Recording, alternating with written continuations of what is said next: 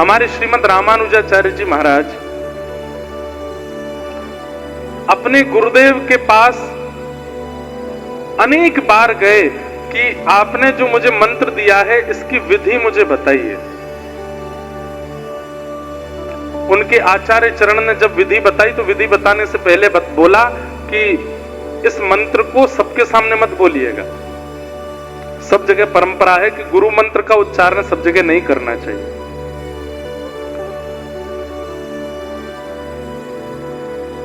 गुरु मंत्र सबको नहीं बताना चाहिए। तो आचार्य चरण ने रामानुजाचार्य जी से कहा मैं विधि तो बता रहा हूं लेकिन किसी के सामने बोलना नहीं। बोले ठीक है।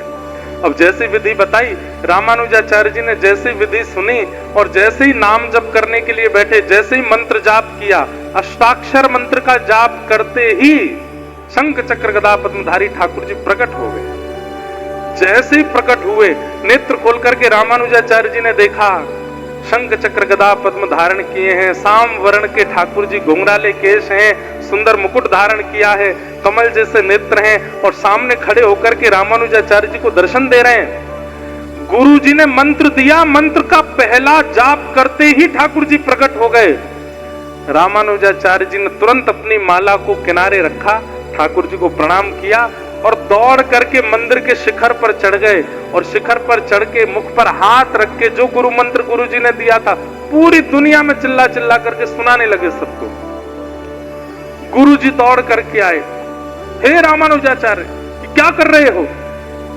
मैंने मना किया था कि मंत्र उच्चारण नहीं करना है, किसी को नहीं सुनाना है, नरक जाना पड़ेगा तुमको, गुरु अवज्ञा करते हो। रामानुजाचार्य जी नीचे उतर के आए, गुरुदेव के चरणों में प्रणाम करके कहा, हे नाथ, आपने जैसे ही मुझे मंत्र दिया, मंत्र उच्चारण करते ही मुझे ठाकुर जी का अनुभव हो गया, तो मैंने मन में विचार किया कि जिस मंत्र को प्राप्त करते ही ठाकुर जी का दर्शन हो जाता है वो मंत्र गुप्त नहीं रखना चाहिए, वो तो सबको बता देना चाहिए। वो मंत्र मैं गोपनीय कैसे रख सकता हूं जिस मंत्र से ठाकुर जी प्राप्त होते हो? क्षमा करें गुरुदेव। गुरुजी बोले तुमको नरक जाना पड़ेगा। रामानुजाचार्य जी बोले एक नरक चला जाएगा लेकिन अनेक तो ठाकुर जी के पास जाएंगे ना, तो भी मुझे स्वीकार है। मैं चला जाऊंगा लेकिन इतनों को ठाकुर जी प्राप्त होने चाहिए। मेरे नरक जाने से और मेरे मंत्र बोलने से अलग अगर अनेकों का उद्धार हो रहा है तो मुझे नरक जाना स्वीकार है। इसे कहते हैं परम धर्म। क्या कहते हैं? परम धर्म। समझ में आ रही है बात? अब देखो एक बात हम स्पष्ट कर दें, भले ही यहाँ हजारों की भीड़ हो जाए, आज तो दूसरा ही दिन है, कल से तो यहाँ जगह ही नहीं बचेगी, परसों तो यहाँ क्या ही हाल होगा, लेकिन भले ही कितनी भी भीड़ आ जाए, हम एक बात प्रमाणित रूप से कह सकते हैं कि कथा समझ में बहुत कम लोगों को ही आती है। भीड़ भले ही बहुत आ जाए और हो सकता है आगे वालों को नहीं आ रही हो, पीछे वाला सुन करके अपने आप को परिवर्तित कर जाएगा। इसलिए प्रयास कीजिए कि जो कुछ लोगों को समझ में आने वाली उन कुछ में आप जरूर हो। रोज इसी भावना से आया कीजिए कथा में कि 5000 की पब्लिक में 5 ही बदलने वाले हैं, उन 5 में मैं होना चाहिए, मुझे परिवर्तन लाना है। अगर ये सब सोच के आएंगे तो 5000 ही परिवर्तित हो जाएंगे। समझिए कथा का उद्देश्य क्या है? आपको धार्मिक बनाना नहीं, आपको परम धार्मिक बनाना। लेकिन आजकल एक और दुविधा आ गई है और उस दुविधा का नाम है सोशल मीडिया। सोशल मीडिया पता कैसा हो गया है? बड़े बड़े कुछ पी रहे हैं, चाय कॉफी रील देख रहे हैं, तभी पता चली कि इस प्रकार की बातें बोलने से लोग फॉलो करते हैं। तुरंत गए शीशा के सामने, बाल बाल काटे, तिलक चंदन लगाया, स्टैंड पर रख दिया, कैमरा ऑन करके, जय श्री कृष्णा, आप सब लोगों को आज का सुविचार बताना है, ऐसा करने से ऐसा होता है, ग्रहण में ये काम करना चाहिए, ग्रहण में ऐसा नहीं करना चाहिए, और सब काम बता करके और फिर जाए वो सोफा पे जाके पड़ गए। कितने लोगों ने देखा, कितने खुद ग्रहण में कुछ नहीं किया पूरी दुनिया को बता दिया।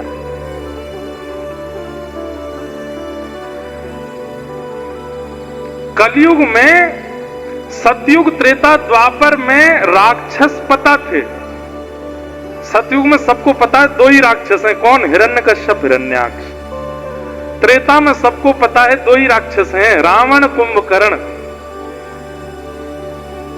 द्वापर में सबको पता है कंस, शिशुपाल, दंतवक्र, दो चार ही राक्षस हैं। पर कलयुग में आपने देखा किसी राक्षस का नाम नहीं बताया। जय विजय को श्राप लगा कि तुम दोनों राक्षस बनोगे और 3 युग में राक्षस बनोगे। क्यों? सनत कुमारों ने जब उनको श्राप दिया तो ये चौथा युग क्यों छोड़ दिया? बोले क्योंकि 3 युगों में तो मानव होंगे, लेकिन कलयुग में मानव ही राक्षस बन जाएगा। हम एक बात कह दें तो कोई इसमें अतिशयोक्ति नहीं। अगर रावण, कुंभकर्ण, दंतवक्र, शिशुपाल, हिरण्यकश्यप, हिरण्याक्ष, अगर ये 6 के 6 कलयुग में प्रकट हो जाएं, तो ये कलयुगी मानवों से ज्यादा सुधरे हुए होंगे। कलयुगी मानव तो इनसे भी ज्यादा खतरनाक है। कलयुगी मानव, और आप सब इस बात पर एग्री करेंगे,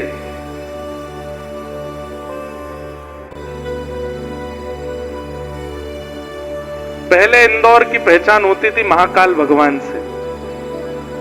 पहले इंदौर की पहचान होती थी कि पास में नर्मदा जी भी हैं। पहले इंदौर की पहचान होती थी कि बहुत स्वच्छ है, सबसे स्वच्छ नगरी है। आजकल इंदौर की पहचान हो रही है एक पत्नी अपने पति को मार देती है यहां पे। अब सोचो ये कलयुग नहीं है? ऐसा तो किसी राक्षसी ने भी नहीं किया अपने समय पर। हम किसी को दोष नहीं दे रहे हैं, पर मैं परिस्थिति बता रहा हूं। किसी व्यक्ति का दोष नहीं है, किसी कन्या का दोष नहीं है, ये कलयुग का प्रभाव है। आप विश्वास मान लीजिए, आप नाम जप करते हैं रोज, लेकिन कलयुग कल आपकी मति बदल दे तो इसमें कोई बहुत बड़ी बात नहीं है। आप नित्य भजन करते हैं, नित्य नाम जप करते हैं, नित्य कथा सुनते हैं, नित्य दान पुण्य करते हैं, लेकिन कौन सी घड़ी में आपके कौन से अपराध का मार्ग लेकर के कलयुग आपकी बुद्धि में प्रविष्ट होकर के आपकी बुद्धि को भ्रमित कर दे, कोई पता नहीं।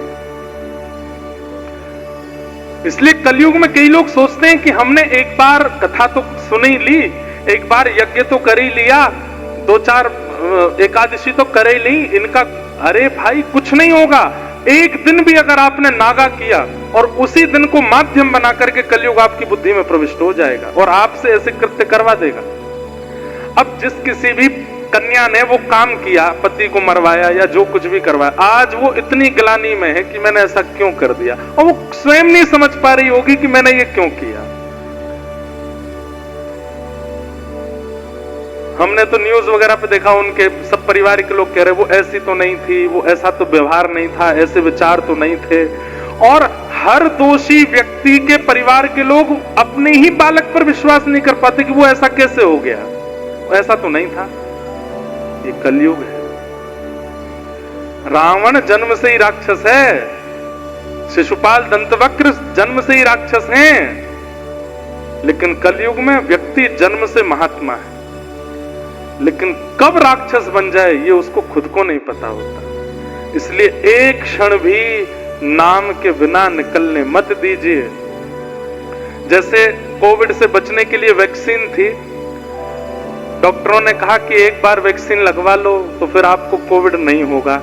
लोगों ने वैक्सीन लगवा ली, फिर बोले बूस्टर डोज लगवा लो, कोविड नहीं होगा।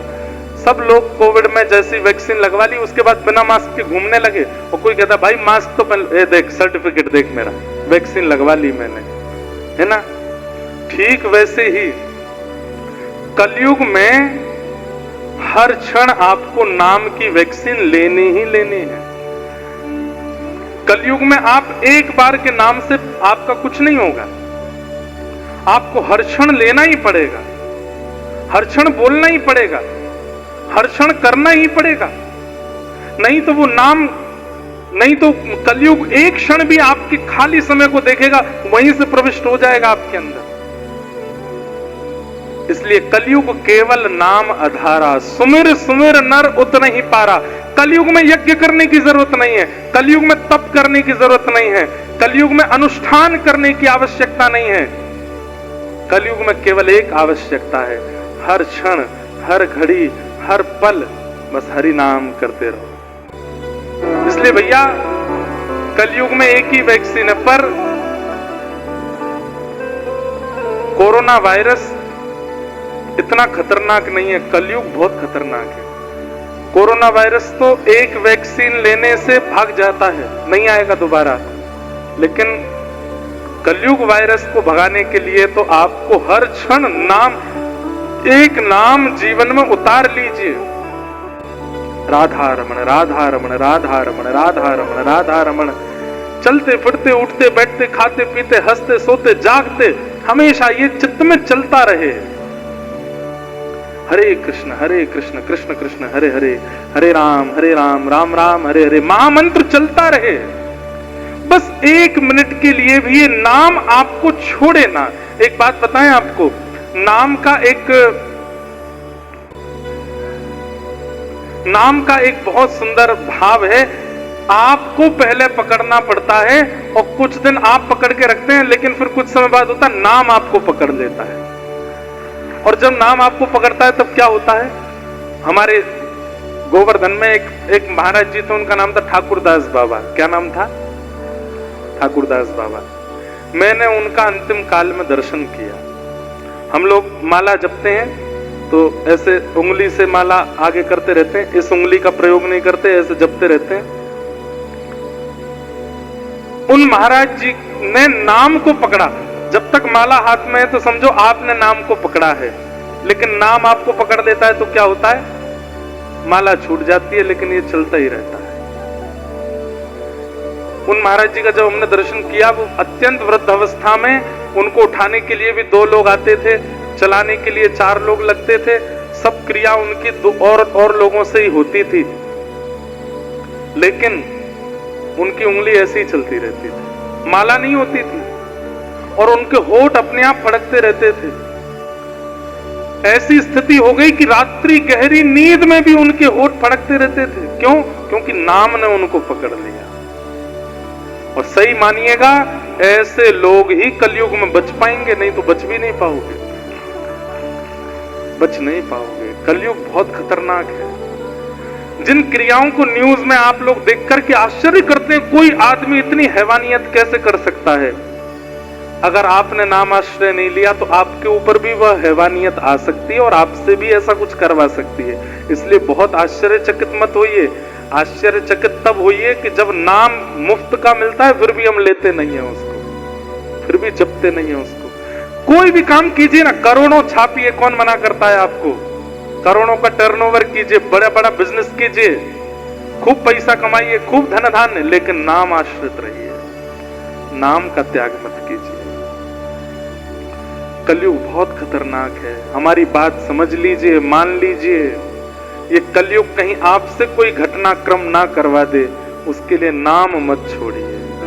व्यक्ति के पास जाओगे तो मुख से निकलेगा श्री राधा, हरिवंशियों के पास जाओगे तो कहेंगे राधा वल्लभ श्री हरिवंश, हरिदासियों के पास जाओगे तो कहेंगे कुंज बिहारी श्री हरिदास, रामानंदियों के पास जाओगे तो कहेंगे बोलो भाई सीताराम, रामानुजियों के पास जाओगे तो कहेंगे जय श्रीमन नारायण, गौड़िया वैष्णव परंपरा वालों के पास जाओगे तो वे कहेंगे हरे कृष्ण। सबके मुख पर नाम बैठा है, और ये नाम बस निरंतर, आपके कुछ करना नहीं है, बस नाम चलते रहना चाहिए मन में। आप पढ़ाई करो, काम करो, कुछ भी करो, नाम चलता रहे। और नाम का एक स्वभाव बताएं आपको, ऐसा हो ही नहीं सकता कि आपको कंसंट्रेशन की आवश्यकता है। कई लोग कहें कि महाराज जी पढ़ाई कैसे करेंगे अगर नाम जपेंगे तो? गोस्वामी तुलसीदास जी महाराज कहते हैं, भाव को भाव अनख आलसहु, नाम जपत मंगल दिश दशहु। नाम चल रहा है मन में, स्टार्टिंग में आपको कंसंट्रेट होना पड़ेगा, लेकिन उसके बाद क्या होगा, वो जैसे हार्ट बीट चलती है, जैसे श्वास चलती है, जैसे कोई क्लिक जैसी चलती है, ऐसे मन में नाम चलता रहेगा। उसके साथ साथ आप सब काम कर सकते हो, बल्कि काम बिगड़ेंगे नहीं, काम और सुंदर हो जाएंगे। प्रसाद बनाओगे उसमें मधुरता आ जाएगी, कोई काम करने के लिए घर से बाहर निकलोगे काम सफल हो जाएगा, किसी व्यक्ति से मिलोगे वो पॉजिटिव हो जाएगा। नाम जापक व्यक्ति का एक स्वरूप होता है कि वो जहां जाता है पूरा ऑरा उसका हो जाता है। क्योंकि उसके रोम रोम से नाम प्रकट होना प्रारंभ हो जाता है।